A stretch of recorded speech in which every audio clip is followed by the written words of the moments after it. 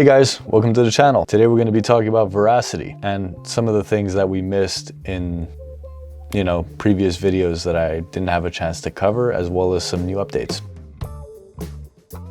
One thing I got to say is if you like these kinds of videos, you should stay till the end, like, comment, subscribe, check out all our other social medias and stay up to date with everything as it comes out. But I need you to remember something. This isn't financial advice. Strictly educational news and research for information purposes. And with that in mind, you should be able to enjoy this video.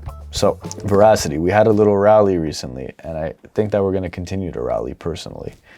And the reason being is that I don't know if there's any officialized news, but someone seems to have been loading the dip. And I was watching some of the sell orders and buy orders on the marketplace and in the Verasity Explorer, and I noticed that there was buy orders of hundreds of thousands at a time, and then people were taking millions of Verasity off the exchange. So in the last, let's say 24 to 48 hours, I noticed that there was a spike in volume. Let's say right around here, the volume started to pick up. So I was like, all right, I'm gonna load this up because volume is usually a very good indicator to get in.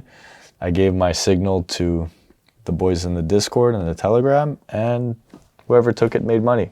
I made money, I'm happy. Ultimately, what I do gotta say is this could be the result of some pending news or rumors that are coming out about it, and someone is loading the dip because clearly there's reason to be potentially bullish on Verasity. Now, just from a technical perspective, obviously everyone makes their money, yada, yada, yada, everyone's happy. But what did we miss last year that I wanted to go over?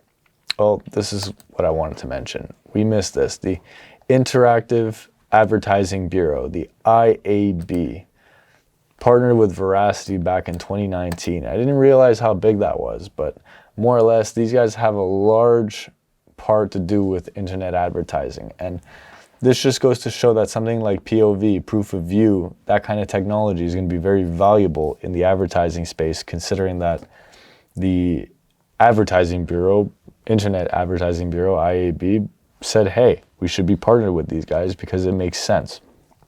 And, when people make enough sense, it becomes dollars eventually. So that's something that I noticed here, right? So that's a great partnership to be involved in, and I didn't even notice it. And it's not like it's a small partnership. It's a relatively decent one. So that was something that I wanted to mention. The other thing, too, that I wanted to mention was another partnership that got established recently with Verasity, and is Brightcove. And Brightcove is basically a video platform. Not like YouTube, but kinda. It's like any other service to watch a video, but the difference is that it's not YouTube. So they partnered up with Brightcove, and then it led me into a curiosity, like, who is Brightcove? So Brightcove, as you can see here, the company itself is currently evaluated at $380 million, right? So that's not a huge market cap, but it's sizable enough to potentially affect VRA's market share.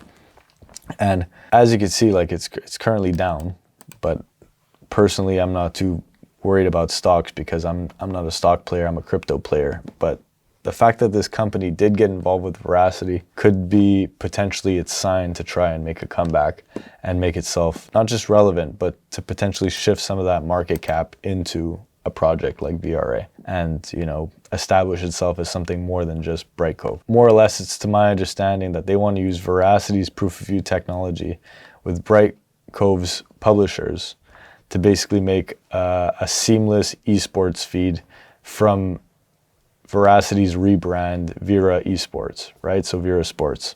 So that's definitely something very interesting because they plan on allowing publishers on Brightcove to receive Verasity rewards and then obtain higher engagement because you're basically able to be monetized directly with your consumers.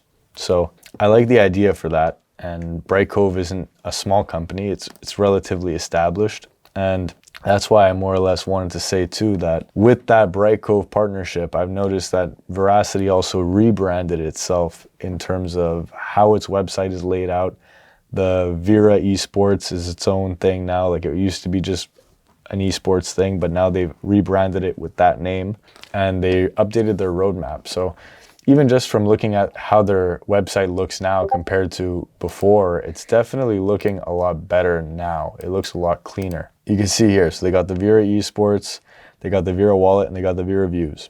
And it gives you basically what they're trying to do, tells you all about it. Very nice website. Even gives a counter on their different socials and other platforms. The other thing too, is it mentioned here, the esports platform and how they plan to basically shift how esports are basically viewed, as well as how they're rewarded. So as you can see here, these are the games that are currently on their list for, I guess, most